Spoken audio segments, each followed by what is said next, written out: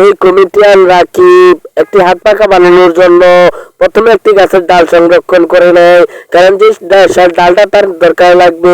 আপনারা যে সুপারি গাছের খোলগুলো কিভাবে ফেলে দেন, এগুলো কখনোই ফেলে দিবেন না। এগুলো দিয়ে অনেক সুন্দর করে একটি হাত পাখা বানাতে পারবেন এবং কি গরম থেকে বাঁচানোর জন্য একটি গাছের ডালকে সুন্দর করে কেটে নিতে হবে এবং কি চেঁচে এরপর মাঝখান বরাবর একটি পাল্টা করতে হবে।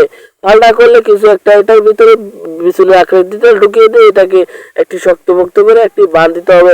প্রথমে বাঁধটা অনেক শক্ত করে দিতে হবে, কারণ যেটা মজবুত থাকতে পারে। এই বাঁধটা হয়ে গেলে নিচের বাঁধটা তোমাকে দিতে হবে, নিচের বাঁধটা শক্ত করে দিয়ে দিতে হবে, কারণ এটা দিয়ে অনেকটাই মজবুত হবে। আসলে এই জিনিসটা বোঝানোর জন্য তোমাকে বলতেছি বন্ধুরা, এই ভিডিওটা অনেক সুন্দর হবে এবং কি এটাকে দেওয়ার পর ফিনিশিং দেওয়ার জন্য এটাকে সাইজে কেটে দিবে। এটা কেটে নেওয়ার পর রাউন্ডটা অনেক সুন্দর করে গোল করে কেটে দিবে। আশা করি বিছুনির আকৃতিতে আসবে, যাতে বাচ্চারা খেললে কোনো দুঃখ না পায় এবং কি ব্যথা না পায়। আশা করি বন্ধুরা ভিডিওটা ভালো লেগেছে এবং কি বুঝতে পেরেছো বন্ধুরা, এবং কি খুব সুন্দর হয়েছে।